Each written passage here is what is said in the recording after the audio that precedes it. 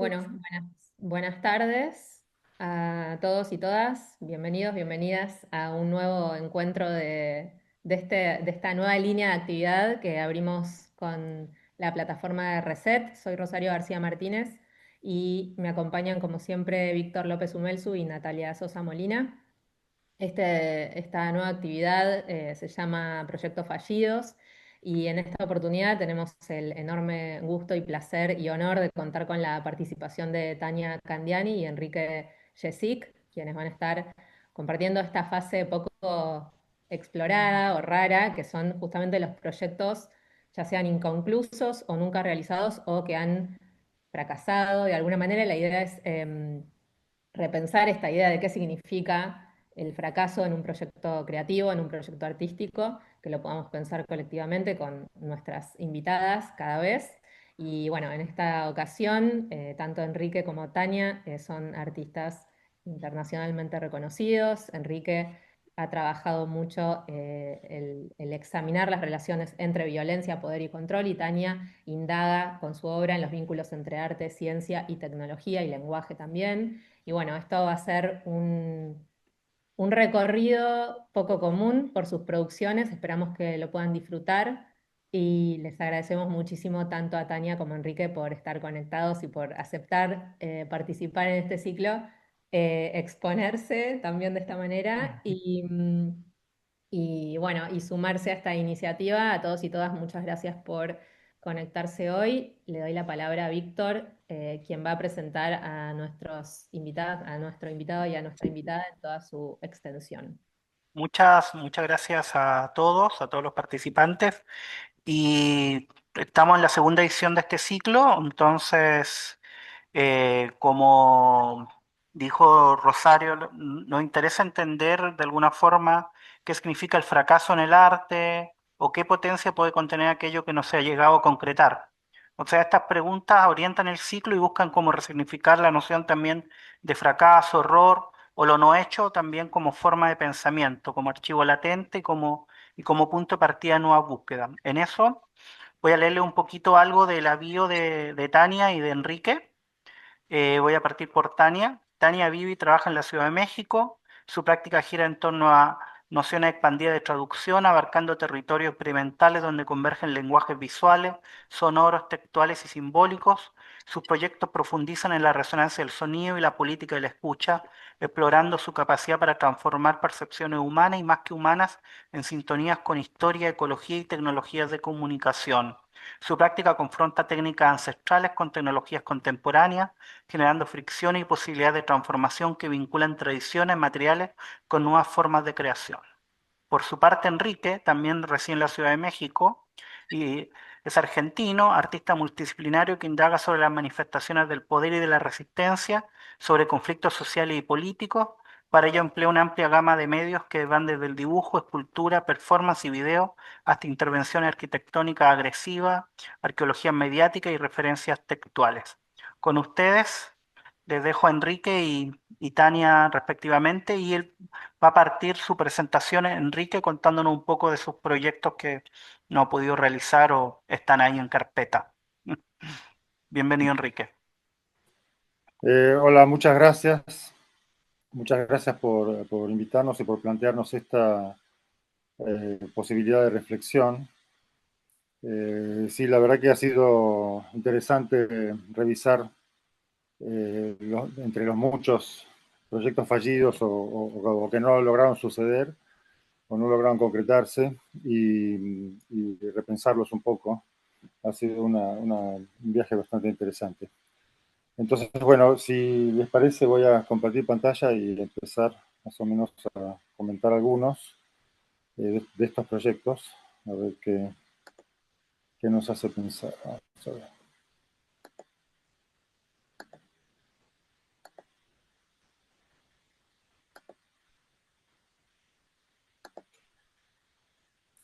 A ver.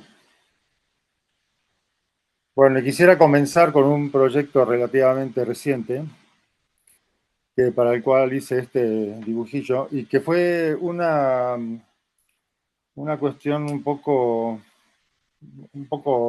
partió de una cuestión un poco obsesiva de alguna manera, porque cuando hacía poco que, cuando pensé en este proyecto, hacía poco que había empezado la guerra de Ucrania, y estaba yo informándome todo lo posible al respecto, o tal vez siendo bombardeado por los medios, o dejándome bombardear por los medios sobre lo que estaba pasando. Y entonces encontré por ahí esta foto, que es una foto tomada por un fotógrafo ucraniano, se llama Ilya Ponomarenko, en abril. Ustedes recuerdan que la guerra empezó en febrero. Y cuando me encontré esa foto de un suceso que fue bastante mediático, porque una enorme columna de vehículos blindados rusos entró a una población y fue completamente destruida. Y era justo el momento que se estaba poniendo de manifiesto como una cantidad de fallas en el avance ruso, de fallas tácticas y quizás estratégicas también. Y en fin, pero lo que me impactó, quizá ya sabía sobre esta batalla, pero lo que me impactó de esta foto fue el epígrafe que puso este fotógrafo, que además me activó ahí como, no sé, algo, porque él puso un epígrafe en cirílico, ¿no? En ruso, que es este, ahí está la traducción. Y yo por alguna razón me intrigó, lo busqué diversas traducciones hasta llegar a esta traducción, y la idea me parece muy, muy interesante. Este epígrafe es un fragmento de un poema del poeta soviético Svetlov. A ver si me olvidó el nombre. Bueno, Svetlov fue un poeta soviético de la época de la posguerra, de la Segunda Guerra Mundial, y escribió este poema que se llama El Italiano, que describe cómo un soldado ruso mata a un italiano en territorio ruso, ¿no? O sea, el italiano es el invasor. Y entonces cuando lo mata dice esto que está ahí, ¿no? Y yo disparo y no hay más justicia más justa que mis balas. Esa idea me impactó mucho. Entonces, no sé, estuve reflexionando mucho al respecto y trataba de entender qué hacer con eso. Y bueno, entonces hice esta propuesta para ocupar este espacio que están viendo acá, que es una especie de pasillo o sendero dentro del parque que rodea el Museo de Arte Moderno de la Ciudad de México. Y entonces propuse el texto, digamos, de manera escultórica, con las letras construidas de metal, ¿no? Bueno, aquí este es un boceto muy sencillo de cómo más o menos imaginaba que estarían colocadas las letras, y pensaba que las letras estuviesen construidas con chatarra tomada de autos destruidos, que hay muchos en los depósitos de la policía. Y de ahí cortar el material y construir las letras en cirílico. Por eso se ve esta letra como si fuera una R al revés. Y eso hubiese generado una instalación escultórica de unos 70 metros de largo, con toda la frase, ¿no? Yo disparo y no hay justicia más justa que mis balas. Y bueno, el proyecto finalmente no prosperó, como todos los que les voy a mostrar. En este caso, ya de entrada había un problema que yo no sabía, y que, digamos que administrativamente o burocráticamente hacía imposible este proyecto, que es la línea amarilla, esa que ven ahí, que es la accesibilidad. Esa es la línea para que sigan las personas invidentes con su bastón, y entonces no se puede poner nada encima de eso, cosa que yo no sabía. Y además, bueno, cuando planteé el proyecto no hubo ninguna respuesta. Había una situación ambivalente ahí con respecto a la política oficial, ya que este es uno de los principales museos estatales en México, y la posición oficial sobre la guerra era confusa. Entonces un proyecto sobre eso también resultaba confuso y no fue posible hacerlo.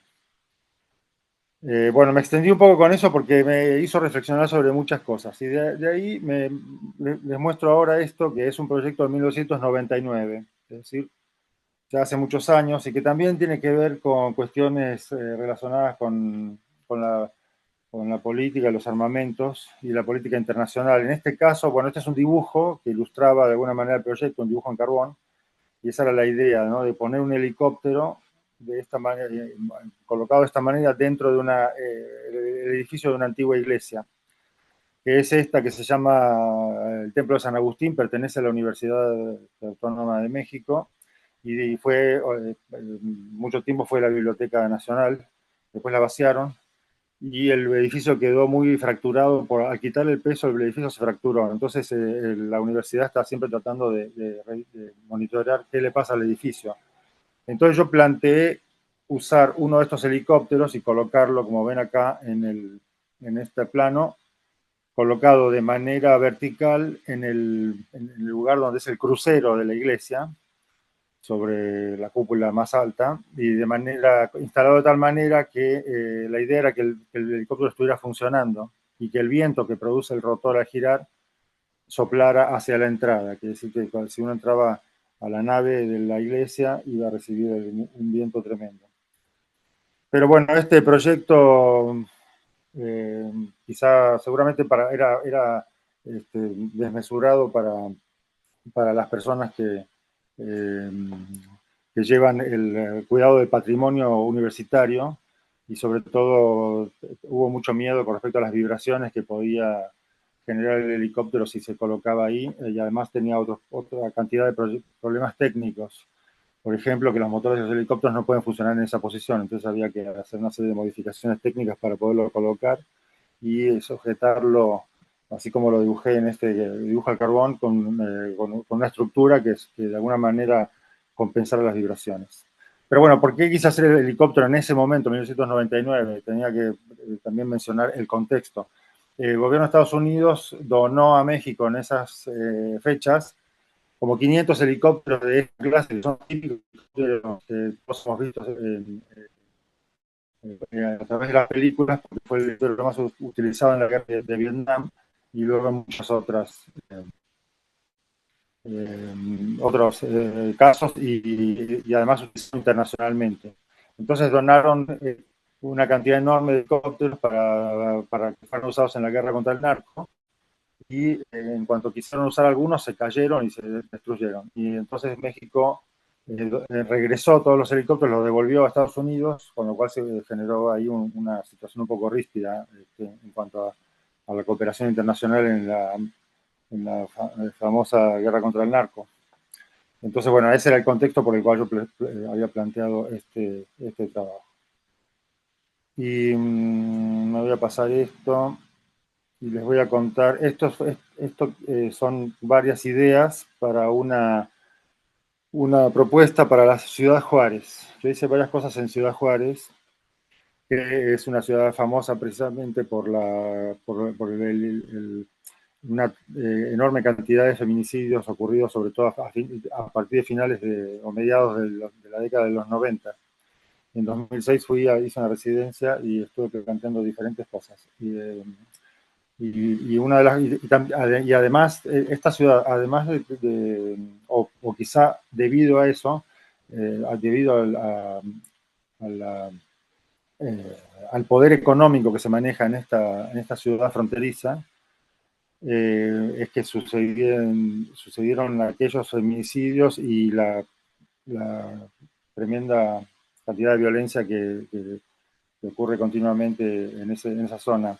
Y tiene que ver también con cuestiones económicas y en particular con las fábricas que se llaman maquilas, que son las ensambladoras, y justo tiene una cantidad de ensambladoras que manejan un nivel económico muy importante. Entonces hice una propuesta, que aquí hay algunos bocetos, de demoler una maquiladora que no estuviera en funciones. Hay muchos edificios de estas fábricas abandonados, las fábricas abren y cierran, y lo que perdura es el nivel de poder económico que se establece ahí, y los cambios en las condiciones sociales. Entonces propuse demoler una maquiladora y transportar en contenedores todo el escombro a Estados Unidos de vuelta, devolverla, hacer una suerte de devolución de todos esos materiales y simbólicamente de todo este sistema económico basado en el ensamblaje de productos que vienen de otro lado, y construir una suerte de enorme monumento del lado de Estados Unidos en la ciudad del Paso, en un espacio amplio y abierto, con, como ven acá, bueno, más o menos intentaba mostrar la idea de una gran cantidad de contenedores que serían los que transportarían el material y formarían como encerrarían un espacio donde se apilaría el resto del material. Y bueno, por supuesto, esto fue un proyecto, estos serían los contenedores que hubiese usado, el tipo de contenedor que se usa justamente para recoger materiales de desechos industriales, y se lleva en camiones y podía cruzar al otro lado de la frontera. Por supuesto, eso requería enorme cantidad de permisos y de autorizaciones y además mucho dinero. Y siempre hubo un rechazo incluso de parte de la Cámara de la Industria de esta ciudad, que agrupa a los industriales, ¿no? Y entonces siempre me cerraron el camino para poder acercarme a ellos y discutir esta propuesta.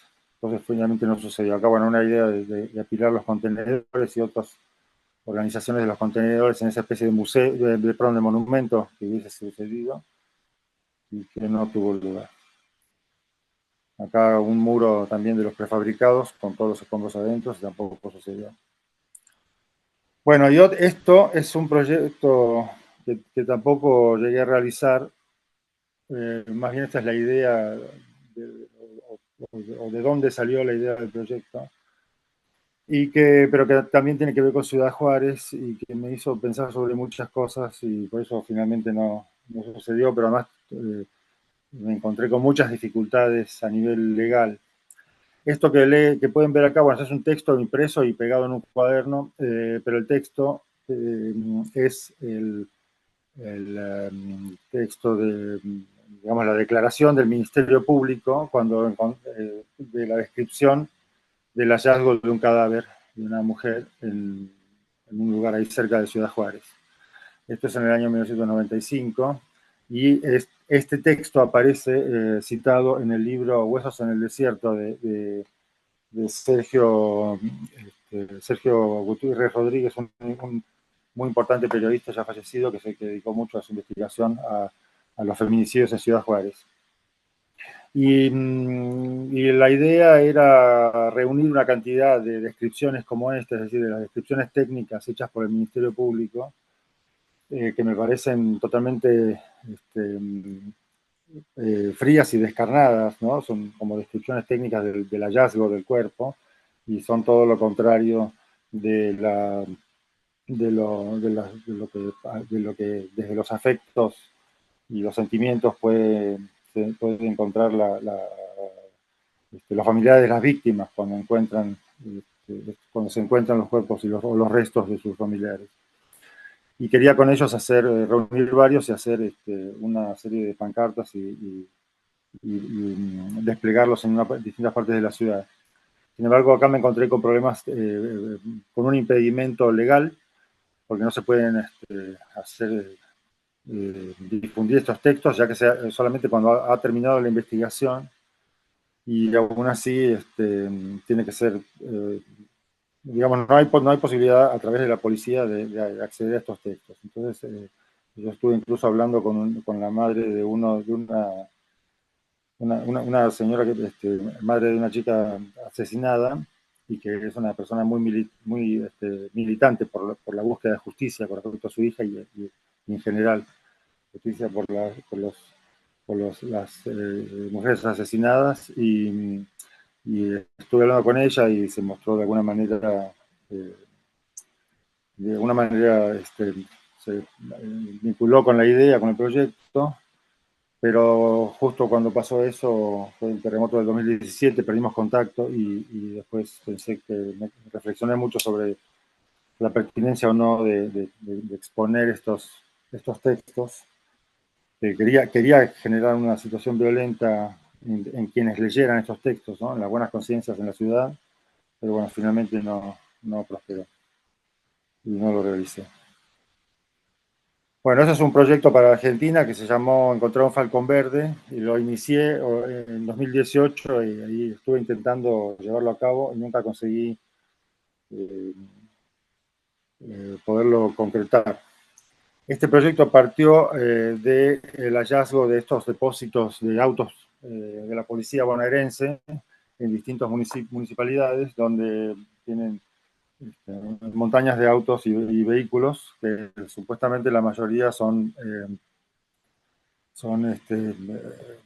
evidencias, están guardados ahí como evidencias en juicios, ¿no? Para juicios, pero están totalmente deteriorándose y en un estado catastrófico y además contaminando los lugares donde están ubicados, ¿no? Entonces yo hice una expedición en la cual tomé estas fotos a uno que estaba en el partido de San Miguel y pude entrar y tomar algunas fotos y buscar, y encontré un falcón verde, como ven ahí en la foto de la derecha de abajo. Y mi propuesta era entonces, se llamaba Encontrar un falcón verde y consistía la propuesta en ir a uno de estos lugares, buscar y una vez encontrado un falcón verde entre todo esto, sacarlo con maquinaria y posteriormente destruirlo. Entonces en la propuesta, bueno, la propuse en distintas instancias, esta es una propuesta que la hice en inglés, para un concurso en el que se presentaban proyectos y por eso está escrito en inglés, pero bueno, acá era como con otras imágenes más o menos explicando qué hubiese pasado. Y la idea era buscar el falcón verde, encontrarlo, sacarlo de su escondite y darle simbólicamente el castigo que se merece. Pero bueno, esto lo presenté en distintas instancias, como digo, pero nunca pude lograr avanzar en ello. Cada vez era más complicado porque a medida que me acercaba al asunto concreto, había que negociar con la policía de la provincia de Buenos Aires y eso obviamente era muy difícil porque al explicarles más o menos cómo iba a ser la acción, los tipos entendían o sospechaban que ahí había algo crítico, ¿no? En contra de todo esto, y entonces por más que hablé con algunos policías por ahí, con otras instancias, y no logré nada. Y bueno, posteriormente varios de los depósitos de autos así en distintos lugares fueron removidos, ya no existen, así que este proyecto también quedó imposible de realizar. Vamos a pasarnos este. Este es otro proyecto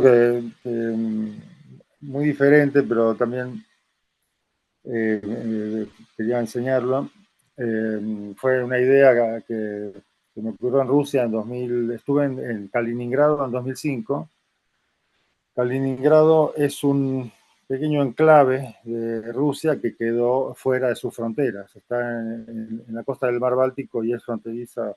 Es un pequeño territorio, pertenece a Rusia, pero es fronterizo con Polonia y con Bielorrusia y está en la costa del Mar Báltico. Y lo conservan porque es estratégicamente muy valioso y tiene el único puerto en el Mar Báltico y en el Mar del Norte que tiene Rusia, que no se congela en invierno, entonces funciona todo el año. Entonces tiene ahí un destacamento de la Marina de Guerra muy importante.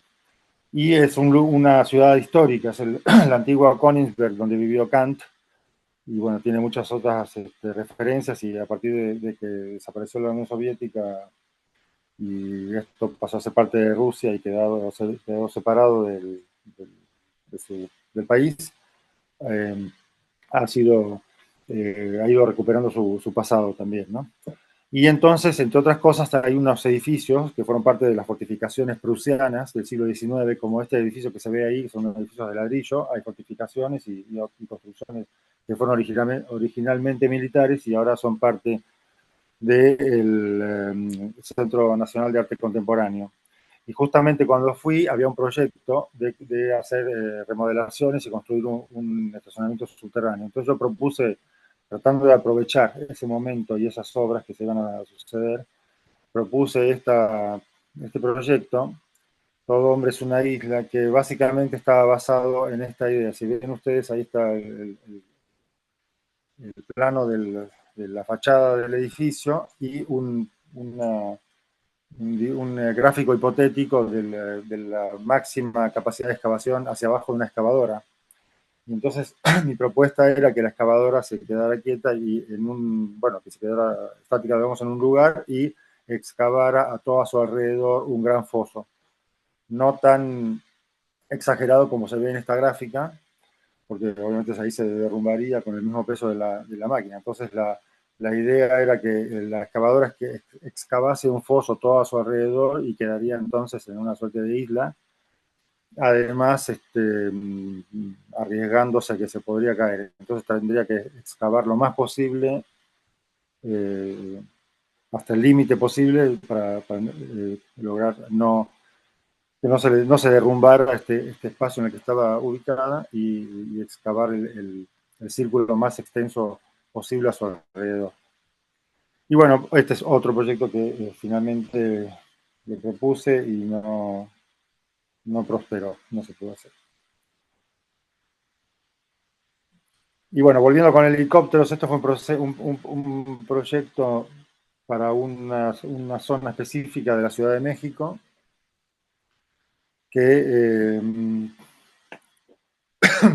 en el cual bueno, era parte de una iniciativa de hacer proyectos en esta zona de la ciudad que se llama el barrio de Tepito. Tepito es una zona de la ciudad, un barrio que tiene una gran tradición eh, histórica y una gran eh, ¿cómo se llama? Una imagen propia, una identidad muy importante, muy fuerte, y por lo mismo siempre está como en conflicto con el resto de la ciudad y sobre todo con las transformaciones urbanas que se intentan desde el gobierno de la ciudad y desde el mercado. Es un barrio que ha resistido con mucha fuerza la gentrificación, donde hay un comercio establecido, comercio informal, pero establecido en mercados que abarcan casi todo el territorio del barrio, con organizaciones que ya tienen contactos muy fluidos con fabricantes chinos y importan todo tipo de mercadería china. Y por supuesto, como se mueve mucho, donde hay mucho comercio y se mueve mucho dinero, también hay una importante inserción del crimen organizado y, en fin, hay una zona muy conflictiva, muy interesante, muy vital, pero muy difícil, ¿no? Entonces, bueno, en ese sitio encontré un predio, ahí está marcado en gris, que había sido, por alguna razón, había sido demolidos, todos los edificios de ese predio fueron demolidos y había quedado arrasado como un gran terreno baldío en el medio del barrio, eh, precisamente porque había fue una solución para acabar con una zona, un refugio de criminales muy fuerte, y encontraron esa forma que fue arrasar con los edificios y expulsar a los habitantes. Entonces quedaba ese terreno y en ese terreno lo que propuse fue construir estrictamente, apegándome estrictamente a la normativa, un helipuerto con la idea de que aterrizaran en ese helipuerto un tipo específico de helicópteros que son unos helicópteros de origen soviético que utilizan tanto la Policía Federal, de ese momento ya no existe, la Policía Federal Preventiva, como el Ejército y la Fuerza Aérea, que es el M-7 que se ve aquí en la foto. Entonces, para eso investigué todo lo necesario para poder hacer estrictamente un helipuerto. Ahí se ve el gráfico y bueno, toda la información de las características técnicas que debe tener en cuanto a las distancias y las dimensiones, y todo eso varía según las dimensiones del helicóptero que va a usar este helipuerto. Entonces, bueno, ahí están todos los cálculos, pero para las dimensiones del MI7, se necesitan 44 metros y medio de lado. Entonces, bueno, todo eso, la propuesta era construir ese helipuerto y que llegara un helicóptero de la policía y esto se grabara con cámaras de seguridad y dispositivos de vigilancia para obtener una imagen como esta, bueno, imágenes semejantes a estas que están en la foto de arriba, y un poco replicando lo que estaba sucediendo con incursiones de la Policía Federal, que estaba ya estaban enviando efectivos en estos helicópteros, que son helicópteros de transporte, a lugares donde estaba habiendo conflicto, porque había muchas protestas sociales en ese momento. Por ejemplo, esta foto de prensa de un envío a la ciudad de Oaxaca. Entonces, de alguna manera quería generar, con mucha incomodidad para los habitantes de la zona, una situación así, para de alguna manera poner sobre la discusión y exacerbar los temas los conflictos sociales que estaban generando el uso y abuso de la fuerza pública y de la autoridad policial, ¿no? En relación con las protestas sociales. Y bueno, por supuesto, tampoco se pudo hacer, aunque empecé a trabajar sobre permisos o plantear la posibilidad de tramitar los permisos, pero mientras tanto tardaba mucho tiempo, y mientras tanto empezaron a construir edificios en el predio y se volvió imposible realizar el proyecto. Bueno, voy a hablar de este proyecto, de esto, que aquí no tengo ninguna imagen, pero necesito comentarlo. Este fue un proyecto que surgió en el año 2003. Me contactó una curadora israelita por email a partir de sugerencia de un curador francés que le pasó mi carpeta de obra, y ella me contactó para proponerme participar en un proyecto que tenía que ver, era como una reflexión sobre, desde la academia, sobre todo desde la Facultad de Arquitectura de la Universidad de Haifa, en la ciudad de Haifa, en el norte de Israel, sobre los castigos colectivos a través de demoliciones de casas y edificios que estaba realizando en ese momento el Estado de Israel sobre los palestinos en la zona de Cisjordania, cuando se desató la primera intifada, que fue este levantamiento de palestinos contra el apartheid del Estado de Israel. Y entonces la forma de castigo colectivo era demoler casas. Cuando atrapaban eh, eh, encarcelaban personas y iban a destruir las casas de sus familias.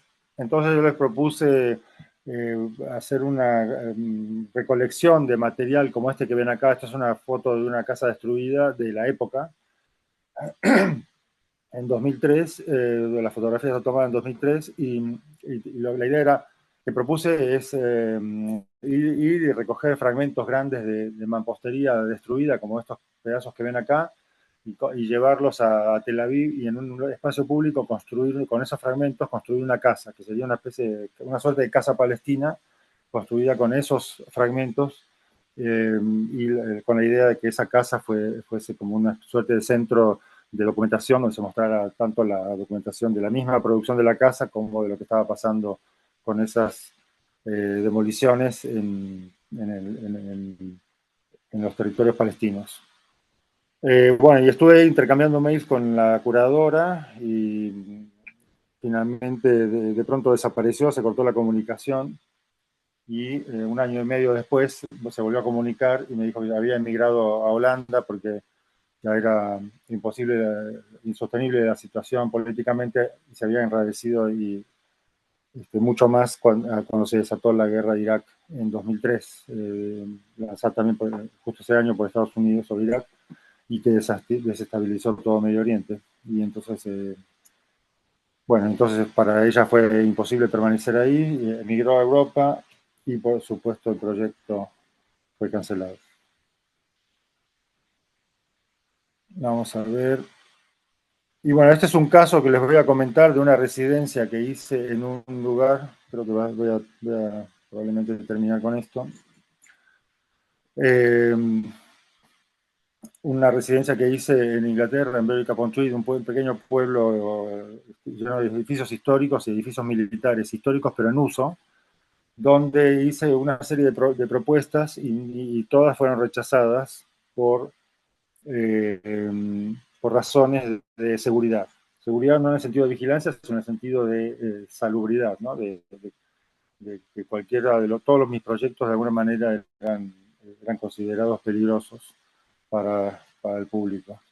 Este es el plano del lugar donde era la residencia, tenía 3 puertas y una de las propuestas era poner 2 excavadoras que metieran sus brazos por dentro de las 2 puertas y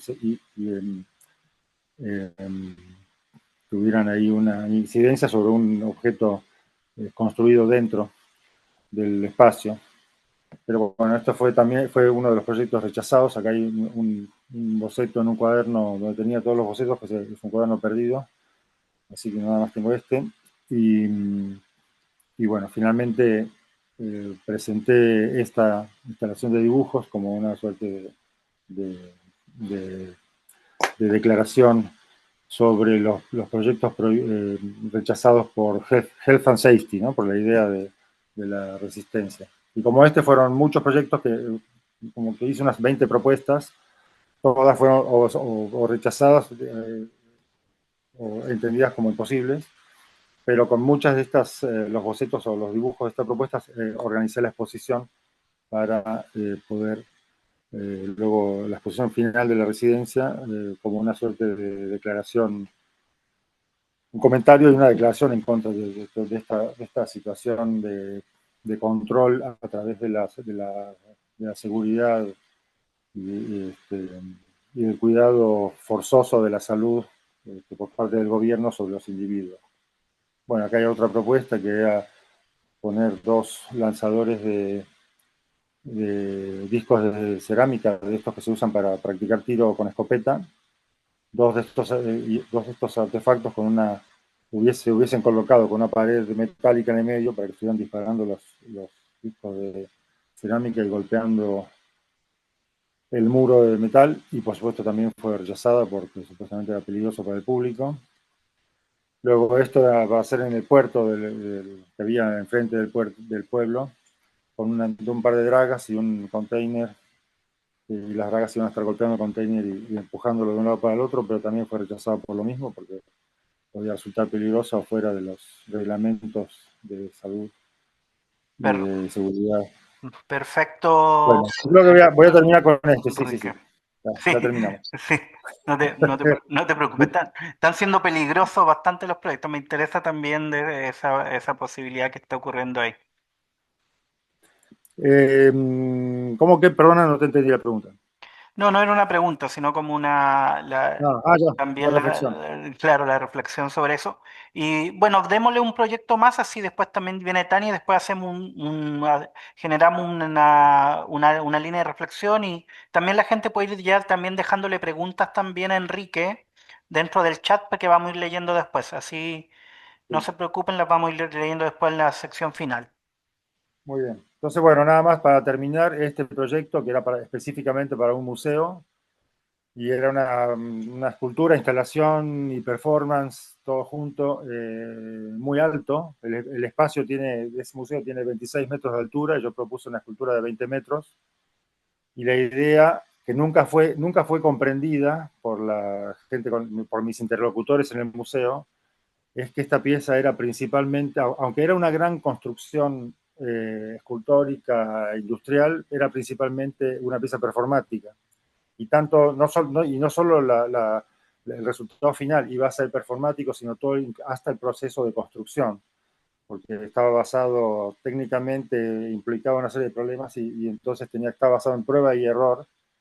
Y bueno, finalmente si se hubiese construido la estructura esa que ven ahí, luego desde estas tolvas que están arriba, hubiese tenido que subir, como performáticamente, subir 3 toneladas de materiales que luego se iban a echar por esos tubos y generarían esa mancha que se ve en la imagen de la derecha como un derrumbe de materiales. Y bueno, todo esto causó mucha complicación, porque nunca, aquí me encontré con, no terminaban de entenderme cuáles eran los procesos necesarios y más bien se asustaban por lo que pudiese eso afectar al edificio, que era un edificio patrimonial.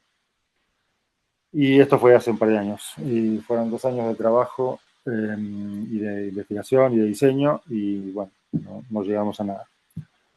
Bueno, con esto termino. Muchísimas gracias y perdón si me extendí. No, no te preocupes. Bueno, Genial. Así que pueden ir gracias. dejando algunas sus preguntas, pero las Gracias, vamos a ir Julia. leyendo en la parte final. Y ahora, ahora vendría Tania. Sí, Perfecto. allá voy. Ahí voy. ¿Sí ven mi pantalla? ¿Se ve? Sí, sí, se Sí. ve. Bueno, gracias por la invitación. Enrique, ha sido un placer escucharte. Em, qué, qué difícil, ¿eh? Y que me parece un,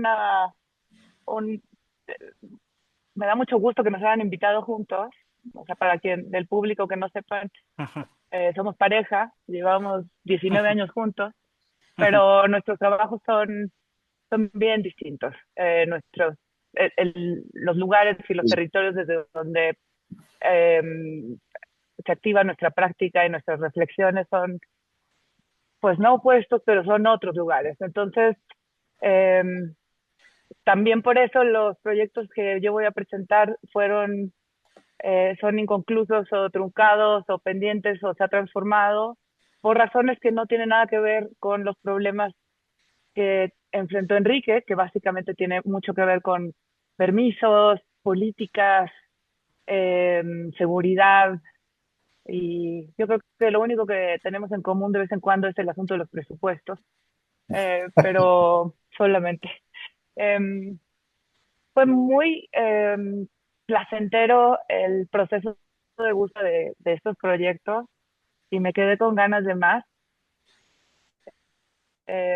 Tuve que dejar solamente concentrarme en lo que encontré en los discos duros más recientes y no me eché el clavado, como decimos acá, no me zambullí en la búsqueda de bocetos en cuadernos y demás. Entonces hay claramente como una dirección hacia proyectos que tienen que ver con lo sonoro y lo tecnológico.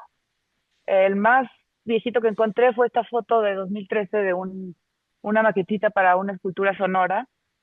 Esto es posterior a una exposición muy grande que tuve en el Laboratorio de Arte Alameda en 2012, que se llamó Cinco variaciones de circunstancias fónicas y una pausa, y fue em, una, una exposición sumamente importante para mí porque em, tomé del todo el riesgo de trabajar y pensar a partir del sonido y lo hice tomando como punto de partida una investigación de artefactos tecnológicos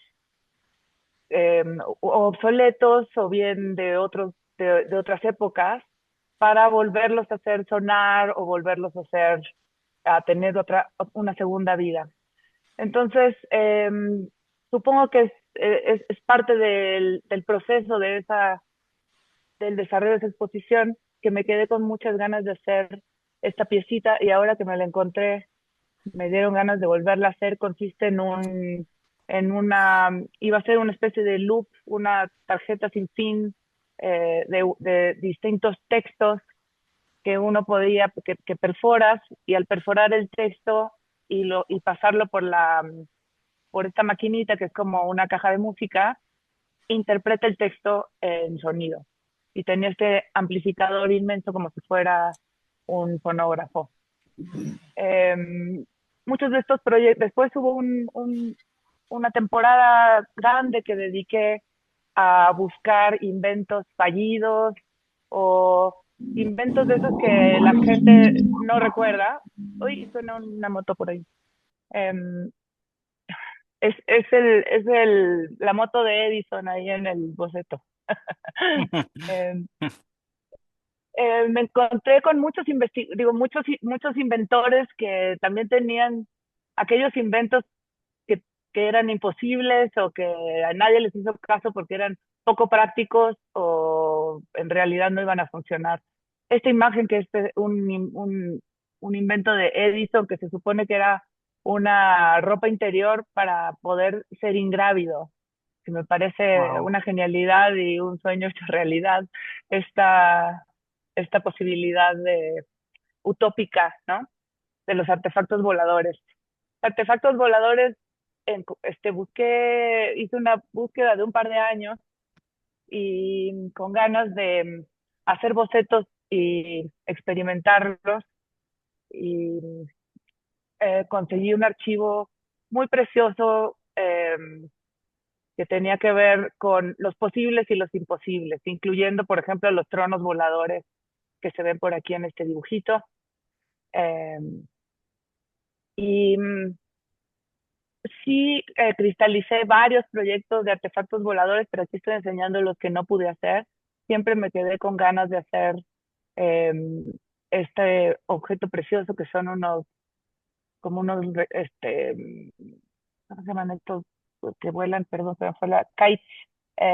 Ay, Barriletes fronteriza en soy. Argentina y Va- Barriletes, papalotes en México. papalotes. sí. Es un papalote también de Edison, que son preciosos y tienen una geometría divina. Y siempre he querido combinar los barriletes de una parte del sur de México, que son estos que vemos a la izquierda, con esta otra geometría de Edison para hacer unos grandísimos objetos voladores, hacer una especie de festival al aire libre para volar con ellos. A propósito del vuelo, en 2017 me invitaron a una exposición en Taiwán para, que tenía que ver con otro objeto volador que había hecho yo en la Bienal de Cochi en 2015. En 2015 presenté una pieza que se llamó el Vimana, que se conecta con una tradición de un libro que se llamó el Vimanika Shastra y habla de una especie de trono volador que en la mitología habla que ese trono volador en realidad viene del espacio exterior y, y hubo un ingeniero hindú que desarrolló una serie de planos de ingeniería para poder construir esta máquina voladora para volar también fuera de nuestra atmósfera. Eh, le tenían mucho respeto y en un momento dado lo invitaron a la universidad y un comité entero de científicos revisó sus planos para finalmente decirle que no tenía ningún sustento real y entonces que era un charlatán, pero de todos modos se conservan los planos que son preciosos y basado en ese plano hice esta reconstrucción de una de sus altares máquinas voladoras y la idea para el museo era construir este objeto en esa escala, que es más o menos, a ver si se ve ahí, sí, probablemente habrá tenido unos 6 metros, y construirlo con la tradición que hay en Taiwán de trabajar con bambú y papel. Eh, y aquí todo el asunto de no poderlo hacer fueron los permisos porque les daba miedo que el objeto le fuera a caer a alguien y demás, que fue un poco bastante frustrante, pero lo que acabé haciendo fue una maqueta a escala con artesanos de la región también, y esa pequeña maqueta a escala la llevé a volar por muchísimos paisajes de Taiwán para hacer una especie de cuento en donde platico como esta nave recorre la ciudad y el paisaje alrededor de Taiwán. En 2018, José Roca me invitó a un proyecto, nos invitó a varios a a ir a Bariloche para trabajar en el proyecto Lara, que es un proyecto que se hace en Argentina y que tristemente después de nuestro viaje a Bariloche se desintegró. Además de que fue precioso el viaje, eh, y, fuimos varios, hicimos una investigación linda. Cuando regresé a Buenos Aires, visité unos archivos para buscar material histórico de esa parte. Yo trabajo mucho a partir de esta recuperación de archivos y me encontré con estas fotos muy preciosas de una expedición que hubo a una, a una isla que yo sé que no se le llama Adelaide en argentino, tiene otro nombre, me parece que ahorita no me voy a acordar cómo se llama, pero bueno, mi plan era poder hacer una especie de incursión a esta parte de la Antártida que tiene que ver con la Patagonia y con la Argentina, para poder volver a contar la historia a partir de los pingüinos y los perros y demás. Y no se hizo. Pero este proyecto no me acordaba que existía hasta que empecé a revisar los discos duros. Microdays fue otro proyecto que hice para Faena. Faena no en Buenos Aires, sino en Miami. Ellos tenían un open call y también hacían una invitación para poder tomar este espacio en Miami, que era bastante interesante.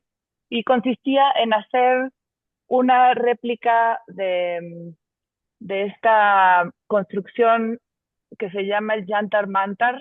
Yantar Mantar es una especie de observatorio astronómico, no una especie es un observatorio astronómico que fue construido en una parte de la India y son estas arquitecturas muy preciosas además que hacen distintas mediciones eh, astronómicas y del sol y del tiempo y demás. Mi idea fue reconstruir uno de estos artefactos astronómicos y poner un sistema con un sol artificial que forzaba microdías. Entonces, en el transcurso de un día había 3 momentos que tenían que ver con el tiempo en la ciudad de Buenos Aires, que eran el solsticio de verano, de invierno y el equinoccio. Entonces, ese sol ficticio iba recorriendo la pieza para crear estas sombras y de alguna manera jugar con la percepción del tiempo de quien visitaba el lugar. Y al mismo tiempo también había una serie de acciones eh, en el lugar con performers que utilizaban instrumentos de medición de tiempo, por ejemplo, metrónomos, para hacer como actos en ciertos momentos del microdía que irrumpieran con este espacio temporal inventado, pero me batearon. Qué mal se ve esta foto del lado derecho, pero eso es como para poder dar una escala a este lugar. Este proyecto se llama Observatorio Nacional. Y lo que vemos a la izquierda es el observatorio que se construyó hace pues, más de un siglo en la ciudad de Bogotá y que quedó enrejado dentro de la casa del presidente. Entonces ya no hay acceso al observatorio. Es una tristeza porque pues tienen un telescopio antiquísimo en funciones que no se puede visitar. Entonces mi proyecto consistió en hacer una réplica a escala del observatorio para poder volver a ver de alguna manera, metafóricamente, a través de su lente.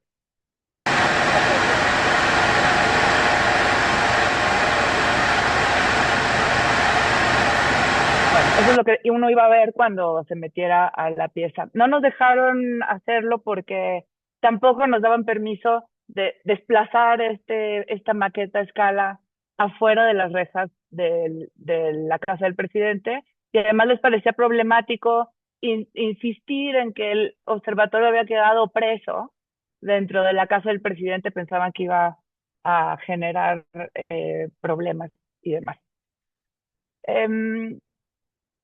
En mi trabajo aparecen mucho estas formas de las trompetas, como ya vieron al principio y como verán en estos otros proyectos. Estos son los bocetos que hice junto con Ricardo Casas, que es mi primo y con quien he trabajado en varios proyectos, para hacer una propuesta para una escultura pública.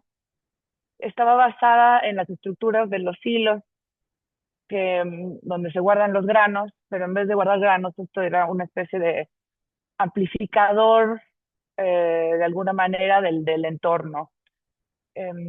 también era una grada en donde uno se podía sentar a escuchar o hablar y demás. Entonces la idea era construir una plaza pública con este estilo acústico. También tenía que ver con pensar en los kioscos como un lugar de reunión y de amplificación del sonido o escenario. Y no hicimos el silo acústico, pero sí hicimos, ahí está mal la ficha del lado izquierdo, construimos esta pieza que se llama Kiosco Sonoro, que fue como una variación de este dibujo que mostraba al principio por aquí. Ahí se ven las trompetas y funciona en una plaza, es una pieza permanente. Y me parece que esta llave que construimos en 2024 tiene también un poco de aquel primer proyecto. Entonces, de alguna manera, esos proyectos inconclusos siguen siendo un punto de partida eh, al que creo que todos, yo en mi caso, tiendo a recurrir, ¿no? Para ir construyendo las otras cosas que sí son posibles. El pabellón Aural es otro proyecto que también hice con Ricardo, que consistía en una serie de esculturas que también funcionaban como receptáculos del sonido o amplificadores del sonido. Y hicimos varias aproximaciones a esta especie de gran trompeta en medio del parque, o una especie de cúpula, etcétera, y no caminó. Y después regresé a este mismo proyecto para proponer otro que tampoco se hizo, para un festival de luz que se iba a hacer en Riyadh, en donde retomé aquellas especie de como órganos inmensos para poderlo llevar al desierto, pero aquí ya le puse lucecitas y todo lo demás y tampoco pasó. Este proyecto tiene un videíto, ahorita se los voy a poner, nomás les cuento. Hice una visita al Brooklyn Army Terminal de Nueva York. Es un edificio muy espectacular,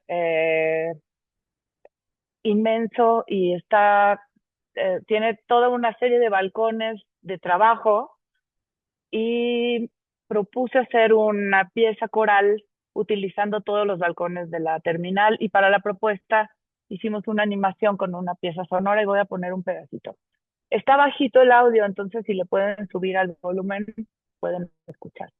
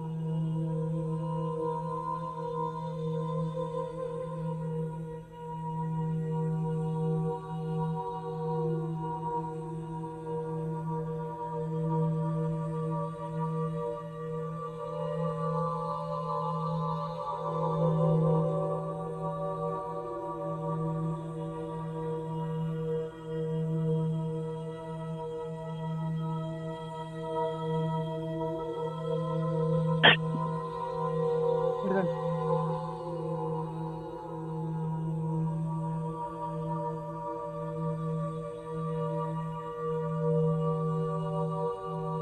Para este proyecto hubiera sido necesario muchísima gestión de permisos porque cada balcón le pertenece a un dueño diferente. Eh, y también fue una cuestión de presupuesto, pero básicamente fue lo que nos dejó parados fue la gestión.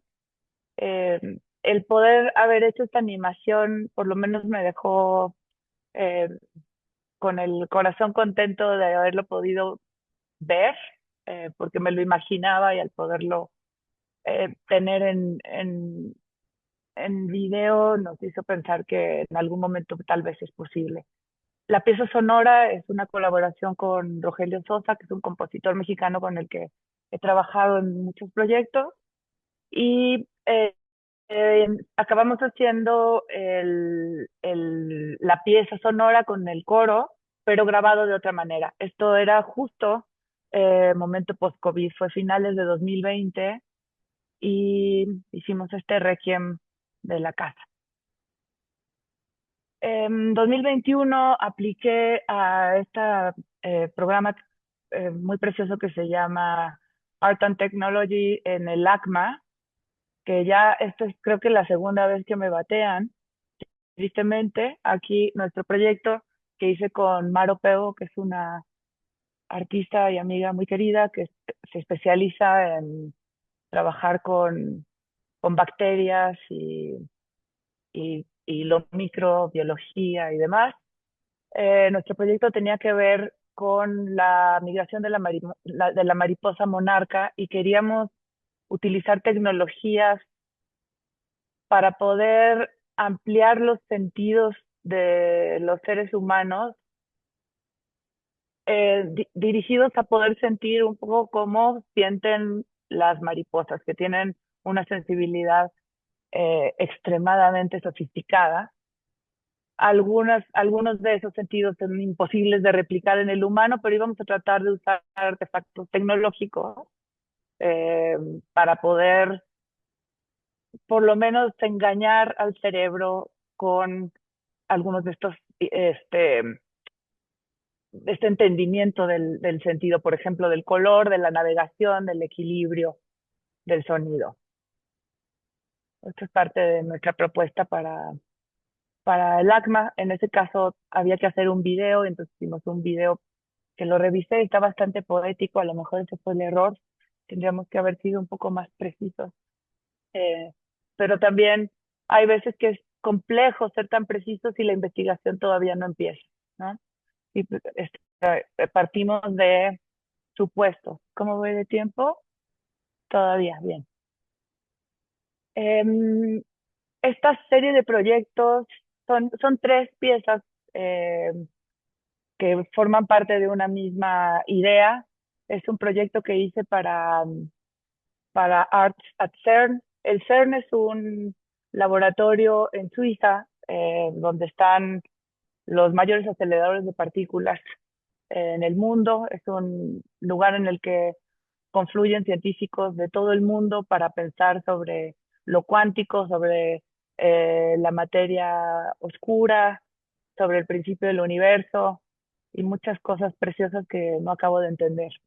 He tenido la suerte de ir al CERN varias veces. Gané un proyecto, bueno, gané una convocatoria como artista invitada y he ido 4 veces ya y he podido desarrollar un par de proyectos en específico. Sus salidas han sido proyectos en video, audiovisuales, pero todavía no he podido hacer una escultura física con mis experiencias en el CERN. Y este era un proyecto para un museo que abrieron y creo que era, nada, no quedó mi serie de piezas que tenían que ver con hacer estas esculturas sonoras que iban a ser activadas por unas rebanadas de roca de una formación geológica que son las montañas Jura,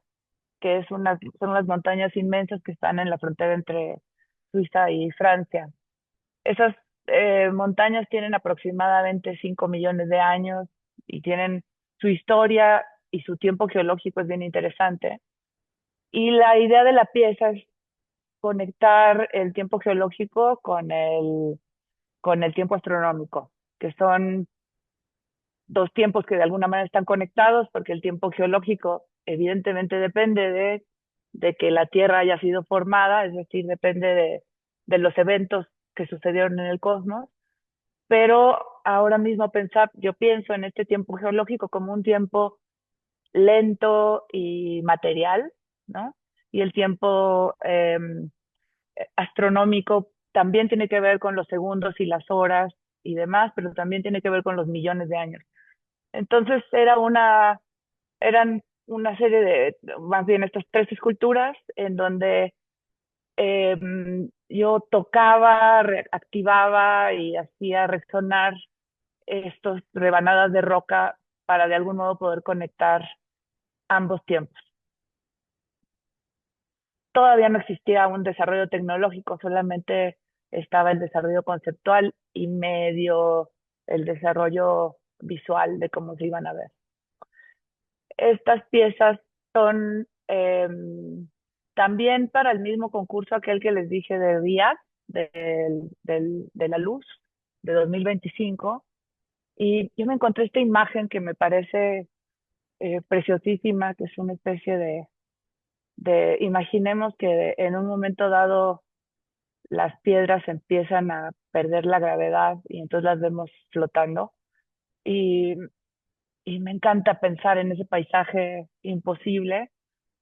Y la idea era crear estas esculturas que pudieran realmente dar la ilusión de que están flotando y que adentro de ellas están sucediendo estos eventos de energía que se conectan entre sí y de alguna manera parecen o son o representan organismos vivos flotantes.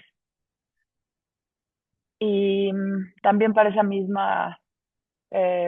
mismo concurso propuse una variación de una pieza que sí existe, que se llama Waterbird, que es una escultura como una especie de río suspendido, hecho de palitos recogidos a la orilla del mar y del río, que forman una especie de gran río flotante. Y la idea era rehacer estos ríos como si fueran redes sanguíneas o neuronales y que se mantuviera, bueno, colgado, suspendido, pero que se viera como si estuviera flotando y poder ver en tiempo real esta especie de vínculos que suceden en todo este organismo flotante. ¡Ay! Me salí, perdón. Bueno, casi acabo, ¿eh?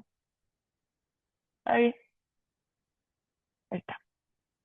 Ah, pues ya acabé, ya acabé. Era la última. Listo. Muchas gracias, Tane, también por tus proyectos. Ahora vamos a habilitar todo lo que son la sección de preguntas y ya podemos, Natalia, si querés ir leyendo algunas con Rosario también, de lo que ya hay, las devoluciones de las Sí, de igual manera, bueno, sí hay varias preguntas. A ver, un momento.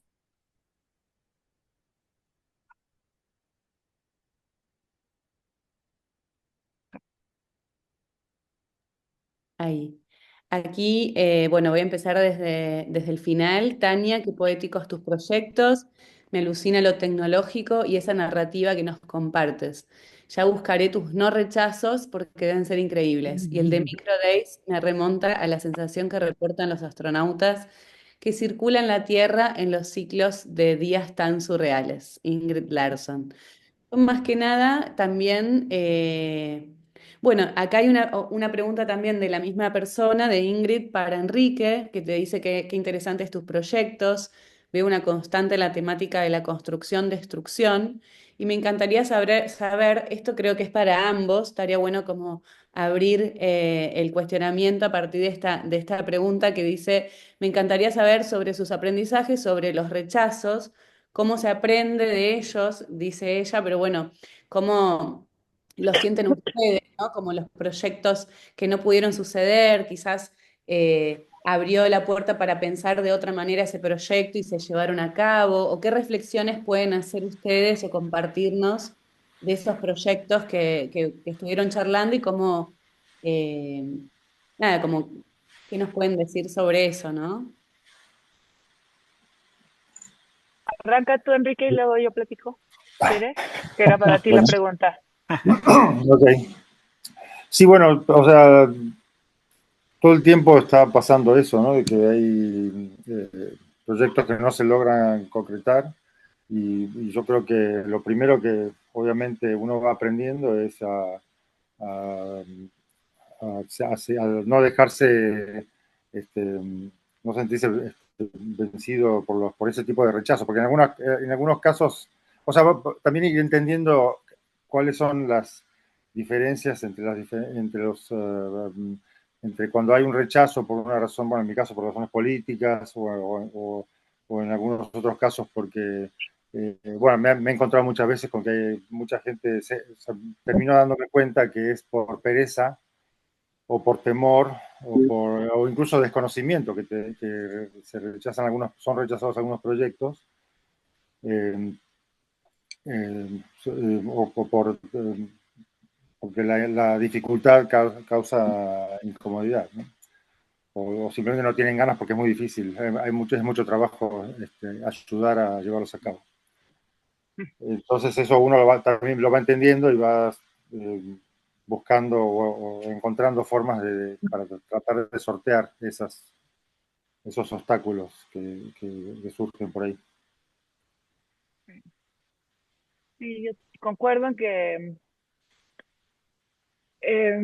como decía al principio, o sea, muchos de ellos yo me doy cuenta que siguen siendo como punto de partida de otras búsquedas o están siempre ahí esperando el momento preciso, ¿no? Cuando es cuestión de falta de presupuesto, que a veces pasa mucho, que hay, por ejemplo, una propuesta y entonces a uno le dicen, ay, no, pues sabes que es que no nos alcanza para hacer esto, vamos a buscar otra manera. Entonces, ese proyecto que requería una cantidad de dinero tal, se queda guardado y hay una nueva lectura de la idea para poderla hacer posible con los recursos que se dan. Hay veces que uno dice, ok, vamos a hacerlo, y hay veces que uno dice, no, pues no, no hay manera de hacerlo, chao, ¿no?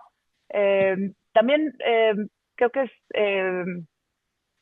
precisamente lo que me pasó ahora, lo que les decía del proyecto ese de Butterfly, no sé, de las mariposas, pues revisándolo para ver qué es lo que mostraba, me di cuenta que no había manera de que nos lo dieran porque no se entendía qué queríamos hacer. Estaba súper poético y entonces también está muy bueno revisar para entender qué es lo que no está bien propuesto, ¿no? Dónde no acabó de amarrar para poder compartir la idea con quien va a ser nuestro cómplice, ¿no? Porque finalmente es un trabajo en conjunto el que se hace entre el artista o el estudio del artista y la persona con la que vamos a trabajar, la institución, y también cuando tiene que ver con situaciones de permisos y demás, pues también, ¿no? Pero también hay una cuestión que es el tiempo, ¿no? Em, en mi caso, que hago estas investigaciones de largo aliento o he hecho residencias de investigación en específico, como una que hice en el Smithsonian, y pasé un par de meses asomada, literalmente navegando entre los archivos de una manera sumamente orgánica, es decir, mi manera de investigar no es muy encauzada, sino que si algo me llama la atención, me doy la vuelta y lo busco y ahí se va construyendo esta especie de, de, de, de gran árbol con ramificaciones que es mi cabeza, ¿no? Todo eso, tomé fotos y demás. Tengo aproximadamente 3.500 fotos de cosas que me interesaron y no he logrado hacer nada con ello. O sea, eso es una especie de gran frustración porque hay muchísimos proyectos posibles que están ahí y que no han llegado a un término, ¿no? Entonces, sí. Bueno, ¿podría intervenir? ¿Puedo intervenir? Sí, por lo general los manejamos, vamos a aceptar esta intervención, pero por lo general vamos a leer las preguntas y los artistas van a ir contestando. Perfecto. Bueno, simplemente muchísimas gracias a los dos artistas geniales, Tania y Enrique, por mostrarnos esta colección tan impresionante. Aventuro, la lectura que hago yo tal vez es un poco extraña, pero me parece que en el proceso de gestionar el fracaso del proyecto, ¿no? En la imposibilidad de concreción del mismo, en esa dinámica del rechazo, ahí está la obra conceptualmente.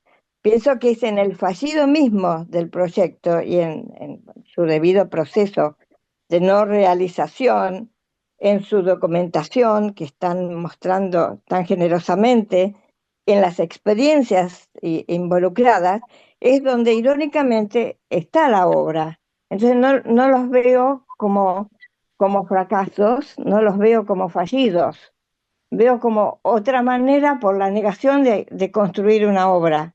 No sé qué piensan ustedes. A mí me parece que en el caso de Enrique, total. O sea, ahora que él estaba narrando esto, todo ese, el contexto, la situación de por qué no, es la Sí, pieza misma también. O sea, sí.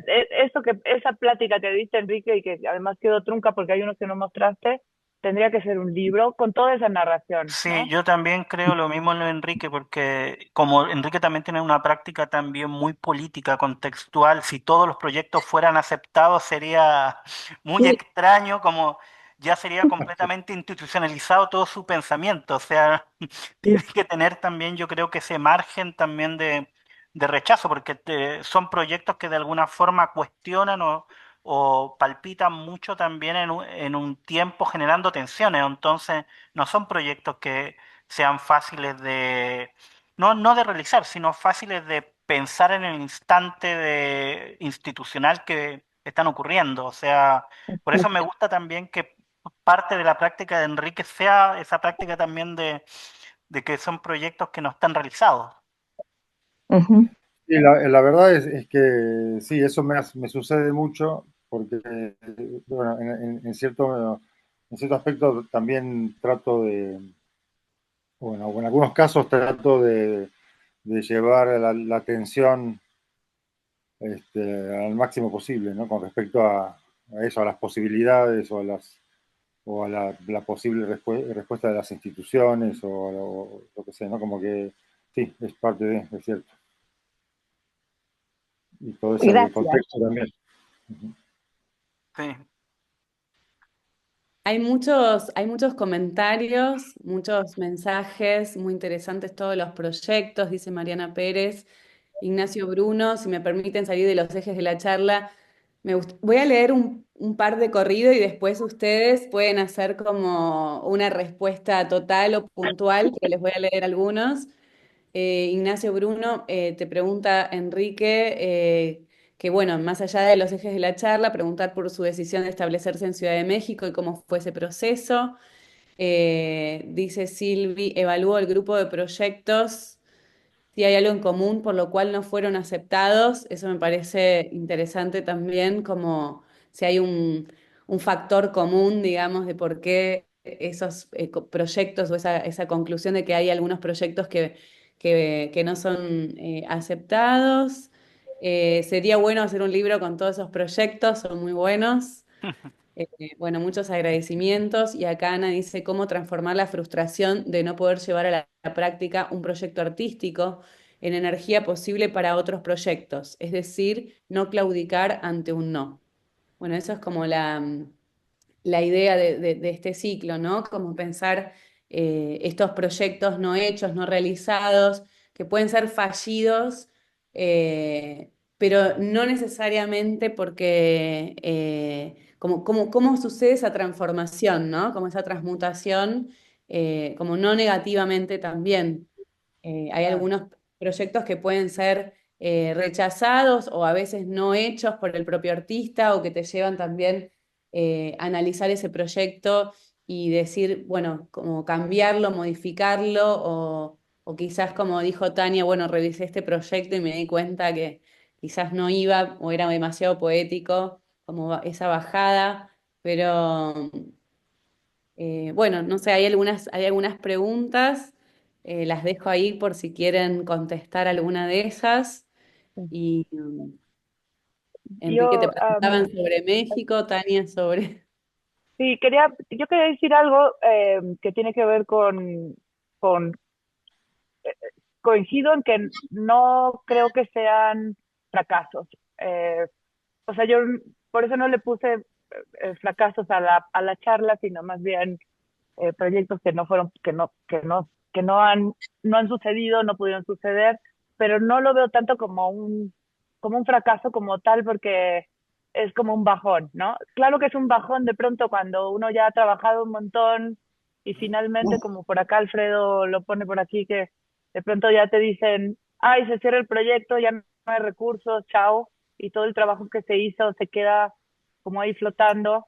Creo que sería muy interesante que estos proyectos, algunos de estos proyectos, por ejemplo, en el caso de Enrique, muy claramente, que son proyectos para una época en específico, para un contexto, sí estuvieran en el website. Es decir, existen como ese registro de algo que se propuso conceptualmente en este marco. No, no sucedió, pero ya sucedió en tu cabeza, ¿no? Y creo que el hecho de tenerlo como proyecto no hecho es súper válido y yo creo que puede quitar un poco esa frustración de chin, no salió esto que era tan bueno. Me parece que sería genial poder encontrar en dónde entran estas ideas y Claro. dónde se pueden revisar y ver, ¿no? No, y muchas veces yo Mm. creo que los proyectos no requieren tampoco tener una exhibición. O no en la exhibición normalmente el que estamos acostumbrados con institucional, con inauguración y que tiene un tiempo abierto, sino que también, como tú dices, también sirven quizás como registro también, que podría estar en la web o en algún tipo de publicación, como la gente también lo dijo, porque son formas de pensamiento que responden a un tiempo y son importantes rescatarlas también por eso y que después devinieron quizás en otros proyectos, sirvieron para alimentar otro tipo de proyectos y así uno puede ver al menos como un tipo de diálogos de épocas que tiene el propio artística siempre y que también se va alimentando de proyectos no resueltos. Sí. Sí, de acuerdo. Además, en muchos casos, los proyectos están pensados, bueno, como justo mencionaba Tania hace un momento, ¿no? Para un lugar o un momento determinado, y incluso, o sea, en algunos casos tiene sentido mantenerse en la necedad o en el esfuerzo de tratar de sacarlo a toda costa el proyecto en donde sea, pero en algunos otros casos eso no tiene sentido porque están pensados para un contexto o un momento específico Claro. y a Ujú. veces da la sensación bueno, si no se hicieron en ese momento pierden pertinencia. Pero a veces también pasa que creo que un poco, bueno, justo lo que decía Tania hace un ratito de cuando volvió a revisar este proyecto, ¿no? A mí me pasó también algo parecido, que a veces lo vuelves a revisar en otras circunstancias y ahí o bien vuelven a tener sentido o bien encuentras algo que le da sentido a otra cosa o que tiene sentido siendo transformado. Claro. Entonces sí, hay un Me, repositorio ahí, ¿no? me acordé ahora de un proyecto que era una propuesta que mandé para una residencia que tuve en Polonia, en Dansk, y toda mi propuesta tenía que ver con un taller en donde diseñé el taller con actividades, mandé una lista, una bibliografía, íbamos a escribir juntos una historia y todo tenía que ver mucho con la escritura y la lectura en común. Todas las referencias estaban en inglés y demás, y cuando llegué me dijeron, te tenemos una buena noticia y una mala. La buena es que hay 22 personas inscritas al taller y la mala es que el más joven tiene 55 años y nadie habla inglés, todo el mundo habla polaco. Entonces, pues hubo que transformar la idea en otra cosa que resultó una, un proyecto realmente entrañable y demás, que no voy a contar ahora, pero tuve que partir de cero y ahí ese fracaso, que no es fracaso, o sea, esa imposibilidad de hacer lo que yo quería hacer, se convirtió y mutó en una cosa desde la generosidad y la ternura y un lenguaje que era más allá de las palabras, ¿no? O bueno, sí, ellos hablaban y yo pensaba que entendía el polaco, pero, pero me refiero que hay esos proyectos que sí suceden en lugares en específico y que hay que resolver sobre la marcha, ¿no? Que también eh, dan, no sé, hay que estar listo para todo. Claro, Y sí, el, Sí, acá, yo confieso que también en algún caso, en alguna ocasión, no muy seguido, por supuesto, pero en alguna ocasión sí he hecho proyectos conscientemente de que no se iban a poder realizar, que iban a ser rechazados o así, pero que de todas maneras sentía que tenía que plantearlos, ¿no? Aunque supiera que el contexto. Bueno, en particular hay un proyecto de 3 instalaciones que propuse una vez, justamente en un contexto institucional y además en un momento político muy complejo, entonces yo sentía que tenía que hablar de lo que estaba hablando o tenía que proponer lo que estaba proponiendo, a pesar de que estaba seguro de que me iba a rechazar y efectivamente, por supuesto, me rechazaron y el proyecto no se pudo hacer. Pero también es parte de la importancia de plantear los proyectos y de llevarlos adelante, aunque sea como ideas, como decías, cla- Víctor, ¿no? Como la idea que queda ahí y eso también es importante.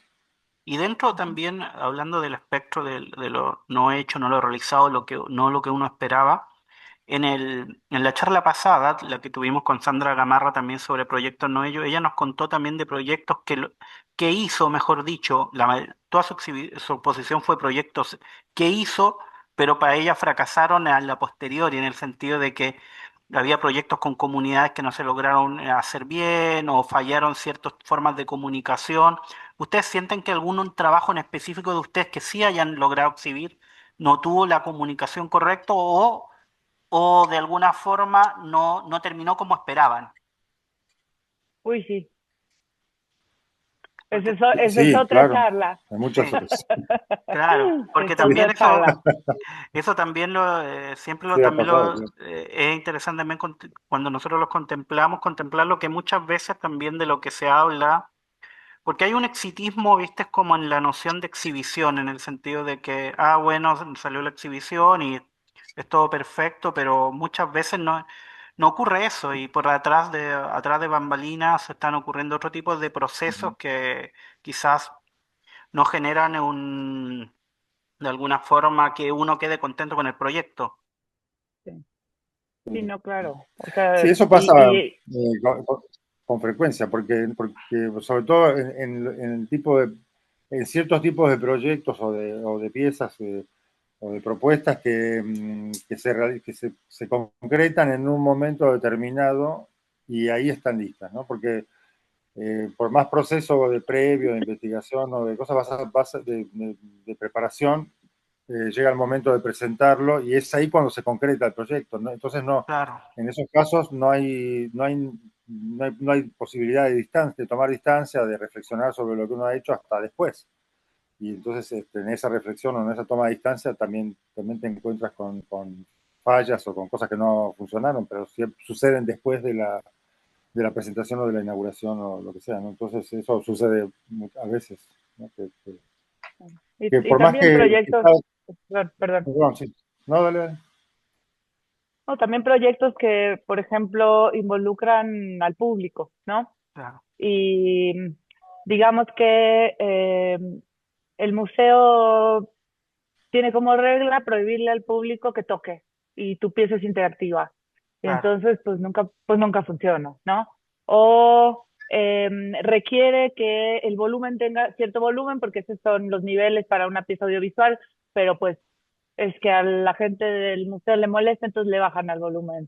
O no prenden el proyecto. A ver, como cosas así de la operatividad que no funcionan, pero también cuestiones en donde eh, tal vez uno llega a un proceso que finalmente en el resultado no se ve el proceso del todo, ¿no? claro. Como no acaba de ser exitoso. O bien colaboraciones que no son placenteras, ¿no? Diálogos que fructifica, o a ver, digamos que tienen una salida en una pieza, pero el detrás es una pesadilla, ¿no? Y todas esas capas y capas. Yo creo que sí daría para hacer toda otra presentación Claro. de estas cosas que luego A esa no le vamos funcionan, le ¿no? vamos a proyectos con mal gusto, con disgustos Sí. Proyectos con disgustos y con tristezas, ¿no? y con tristezas. Oye, pues no regaron la planta y se murió. Y pasa Y la mucho eso. planta era de lo que se trataba de la pieza, ¿no? Sí. Le queremos dar las Bueno, gracias y agradecer también a todas las personas y a todos los que estuvieron.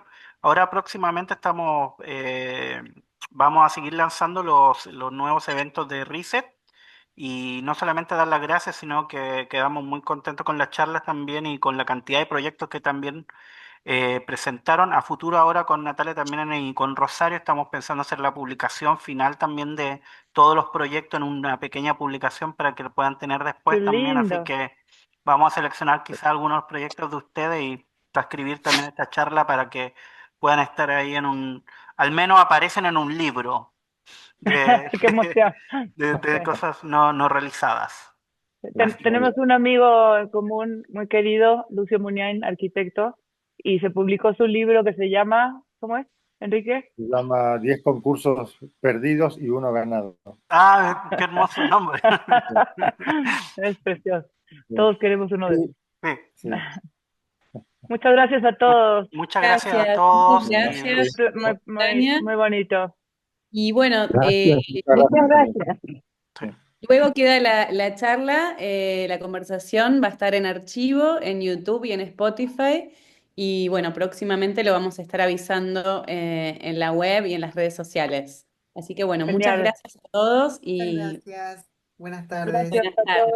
todos. Muchísimas gracias. Gracias. Gracias. Gracias. Gracias, besos. Bye. Bye bye.